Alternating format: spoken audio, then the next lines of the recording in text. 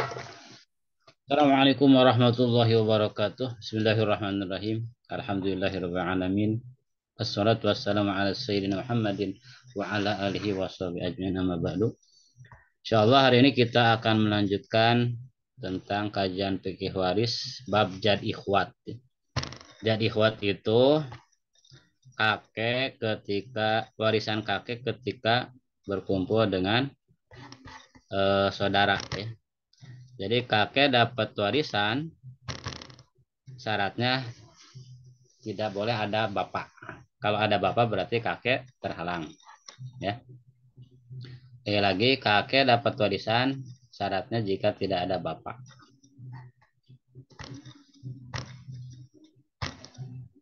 Nah, kalau ada bapak, bapak masih hidup berarti kakek terhalang. Tidak akan ada bab jadi ihwat. Kemudian dalam bab jadi ihwat itu, yang pertama jelas ada kakek, ada saudaranya. Tidak ada bapak. Juga tidak ada anak laki-laki atau cucu laki-laki dari anak laki-laki. Walaupun bapak tidak ada, berarti kakek dapat warisan. Kemudian ada saudara, tapi ada anak laki-laki, maka saudara akan terhalang oleh anak laki-laki. Jadi nggak akan ada jadi ikhwat kalau ada kakek, ada anak. Jadi itu mah kakek 1/6, anak 1/, anak laki-laki. Kalau anak laki-laki berarti asobah gitu ya. Nah kemudian dalam jad ikhwat itu ya, bagian kakek itu aslinya mah sama seperti bapak, karena kakek keganti bapak. Jadi syaratnya tidak ada bapak. Kalau ada bapak, kakek terhalang. Bapak tidak ada, kakek dapat warisan. Berapa warisan kakek? Sama seperti bapak. Kalau tidak ada parul mayit itu anak atau cucu si mayit, baik anaknya laki-laki atau perempuan, ada parul mayit berarti kakek 1/6. Kalau tidak ada parul mayit, kakek langsung asobah. Asobah binafsi.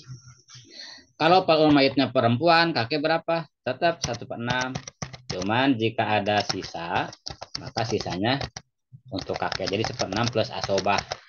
Itu jika ada kakek dan anak perempuan. Tidak ada anak laki-laki. Nah, sementara dalam jadi ikhwat, karena kakek tidak menghijab, tidak menghalangi saudara, maka ketika kakek berkumpul dengan saudara, maka ini ada babnya khusus. Di sini ada halaman 46. Kalau yang besar itu halaman 50. Halaman 46, kita lihat. Jadi ketika kakek berkumpul dengan saudara, nah ini ya, maka bagi kakek pilih bagian yang menguntungkan antara sepertiga dengan mukosamah. Sepertiga dari seluruh harta disebut sulusul kamil atau mukosamah. Misalkan di sini contohnya ada seorang meninggal, ahli warisnya kakek dan satu saudara laki-laki sekandung. Jadi saudaranya saudara sekandung atau saudara sebapak yang masuk kategori jadi ikhwat. Sebab saudara seibu itu terhalang oleh kakek. Jadi kalau ada saudara seibu nggak ada jadi ikhwat, ada saudara seibu mah terhalang oleh kakek. Yang dimaksud saudara di sini adalah saudara sekandung atau saudara sebapak saja. Dan kakeknya kakek dari bapak. Kalau kakek dari ibu itu dawil arham. Contoh ya, ada kakek dan saudara saja, nggak ada yang lain, maka si kakek harus diberi yang lebih menguntungkan antara 1/3 dengan mukosama. Mukosama itu bagi rata. Misalkan di sini seorang meninggal, ahli warisnya kakek dan satu saudara laki-laki sekandung. Harta warisannya total ini mutak milik si mayit setelah dikurangi segala macam hutang, gonogini dan lain-lain ya. Biaya munatu tajhiz sisa 12 juta. Maka kakek 1/3 kasih dari 12 juta. Saudara laki-laki asobah. Jadi ada purun 1/3 dan asobah. Untuk mencari KPK, kelipatan persekutuan terkecil atau asal masalah, berarti di sini ada angka 3 ya, udah saja 3 asal masalah. 1/3 dari 3, 1. Nah ini 1 ini saham si kakek. 3 kurangi 1, 2. Nah 2 saham si saudara. 12 juta dibagi asal masalah bagi 3 sama dengan 4 juta. Nah, jadi yang 4 juta ini kalikan kepada masing-masing saham. Saham si kakek 1 kali 4 juta sama dengan 4 juta. Saham saudara laki-laki sekandung 2 kali 4 juta 8 juta. Nah, jadi kalau kakek dikasih sepertiga, berarti kakek dapat sepertiga dari 12 juta adalah 4 juta. Nah, yang kedua dibagi rata, dimukasamahkan. Berarti yang 12 juta itu ada kakek 1 dan saudara laki-laki 1, berarti 12 dibagi 2.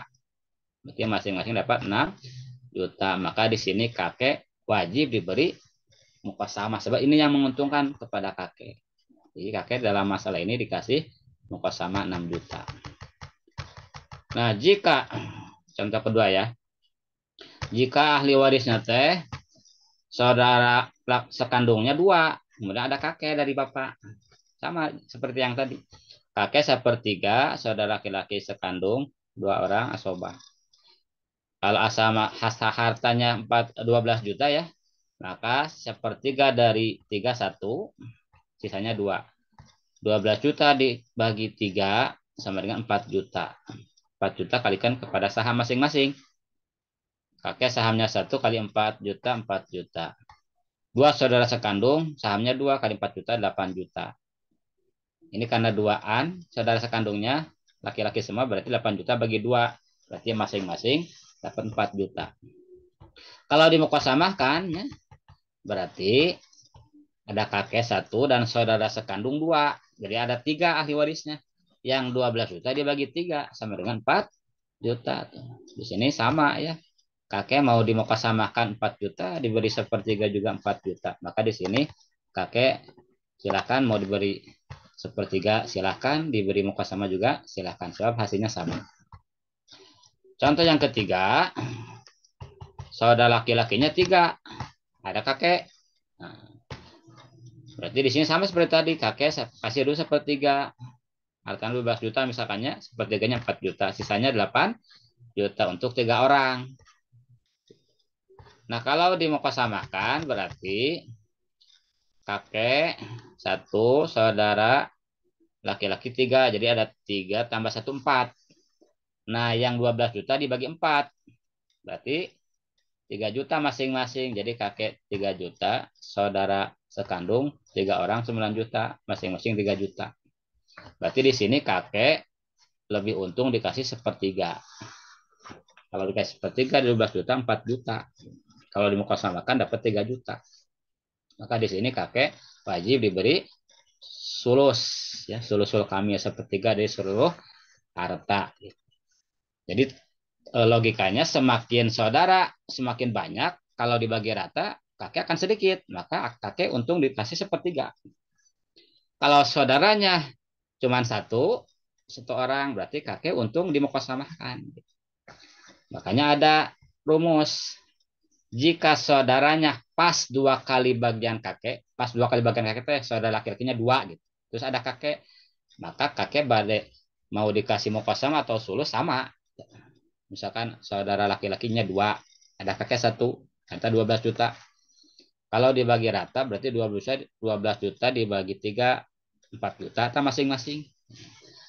Kalau dibagi rata berarti 12 juta dibagi 3, 4 juta sama. Kalau kurang dari 2 kali bagian kakek, kakek berarti untung dikasih muka sama. Saudara lebih sedikit kan. Kalau saudaranya banyak, semakin banyak. Kalau dimukasamakan kakek semakin sedikit. Maka kalau saudaranya lebih dari 2 bagian kakek, berarti kakek untung dikasih sepertiga. Pas 2 kali bagian kakek itu, saudara laki-lakinya 2, pas itu. Atau saudara laki-laki 1, saudara perempuan 2, itu pas.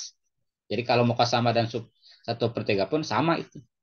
Atau pas 2 kali bagian kakek itu, saudara laki-lakinya kakek 1 ya, saudara perempuan 4, itu pas. Jadi kalau dari itu kakek untung dikasih muka sama. Kalau lebih dari 2 kali bagian kakek, kakek untung dikasih sulusul kamil. Nah, selanjutnya bagaimana jika ada kakek dan ahli waris yang lain? Misalkan di samping kakek, saudara juga ada yang lain. Misalkan ada istri gitu ya. Maka dalam masalah ini kakek harus dikasih yang lebih untung antara tiga. Jadi kalau ada saudara, ada kakek, ada yang lain, saudara ahli waris yang lain gitu ya. Maka pilihan bagi kakek adalah tiga macam. Yang pertama kakek dikasih sudusul jami, seperenam dari seluruh harta. Yang kedua dikasih sulusul baki, sepertiga dari sisa. Yang ketiga mukosamatul baki. Contoh seseorang meninggal ahli warisnya istri, kakek, dan satu saudara sekandung. Yang pertama kakek kasih dulu 1/6. Nah, istri kada tidak ada anak, tidak ada cucu, tidak ada perumait, isi 1/4. Kakek kasih dulu 1/6, saudara sekandung asobah. Ada angka 4 dan 6, ada kurun 4 dan 6. Angka yang terkecil yang bisa dibagi 4 dan 6 adalah 12. Jadi asal masalahnya atau KPK-nya, kelipatan persekutuan terkecilnya adalah 12. Di 12 ini adalah angka terkecil yang bisa dibagi oleh 6 dan 4. KPK gitu. Kelipatan persekutuan terkecil. Istri 1/4 dari 12 sama dengan 3. Kakek 1/6 dari 12, 2. 2 sama 2 tambah 3, 5, 12 kurang 5, 7 asobahnya buat saudara sekandung. Yang kedua, lihat kalau dikasih sul-sul baki. Istri 1/4 ya, karena tidak ada perul mayit, tidak ada anak, tidak ada cucu. Kakek 1/3 baki, sul-sul baki. Saudara sekandung asobah. Asal masalah tetap 12. 1/4 dari 12, 3. Nah, 12 kurangi 3 sama dengan 9. Ya. Nah, si kakek itu 1/3 dari 9. 1/3 dari 9 sama dengan 3. Jadi 1/3-nya bukan sulusul kamil. Kalau sulusul kamil 1/3 dari seluruh harta dari 12. Ini mah 1/3 dari sisa setelah dikurangi bagian istri 1/4-nya dari 12, 3. 12 kurangi 3, 9. Nah, si kakek itu 1/3 dari 9. Sama dengan 3. Terus saudara sekandung asobah sisanya 6. Di sini sudah kelihatan ya. Kalau 1/6 dapat 2, kalau 1/3 baki dapat 3. Nah, yang ketiga dimukosamahkan. Mukosama itu dibagi rata kakek dan saudara. Berarti isi 1/4, kakek dan saudara asobah. Asal masalah 4 sekarang. So, hanya ada urut 4. 1/4 dari 4, 1. 4 kurang 1, 3. Agar masalahnya sama 12 dengan yang tadi. Ya, 4 sama 12 itu nisbatnya tawafuk. Ada PPT, nanti ada babnya ya. Ada PPT-nya apa? Berapa PPT-nya? 4. 12 dibagi 4, 3. Nah, 3 kalikan kan saham. Atau gampangnya gini, kan asal masanya asalnya 4 ya. Biar asal masanya sama 12 dengan yang atas, yang ini ya. 12 kan semua nih. Nah, samakan asal masalahnya. Asal satu jamiah yang disamakan. Jadi agar jadi 12 berarti 4 dikali 3 kan. Berarti masing-masing saham pun ini dikali 3. 1 kali 3, 3. Kemudian ini tadi 4 kurangi 1, 3 ya. Saham si kakek dan saudara ini. Nah, 3 kali 3, 9. Nah, 9 ini dibagi rata kakek dan saudara 4,5. Maka dalam masalah ini kakek lebih untung dikoreksi mukosama. Dibagi rata kakek dengan saudara. Kalau hartanya 12 juta, berarti istrinya 1/4-nya 3 juta, sisanya 9 juta. Ini untuk kakek dan saudara sekandung. Dibagi 2 saja, 4.500.000.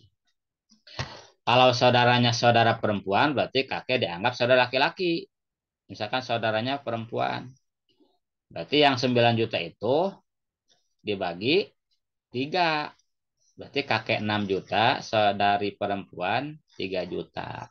Ini masalah jad ikhwat. Sekali lagi, jad ikhwat itu kewarisan kakek ketika berkumpul dengan saudara. Maksud saudara ini adalah saudara sekandung atau saudara sebapak saja.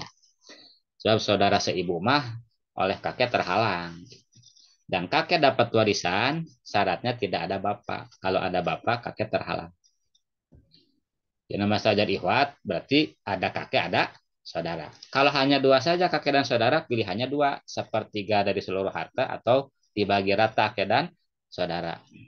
Kalau ada kakek, ada saudara, dan ada ahli waris yang lain, berarti pilihannya 3.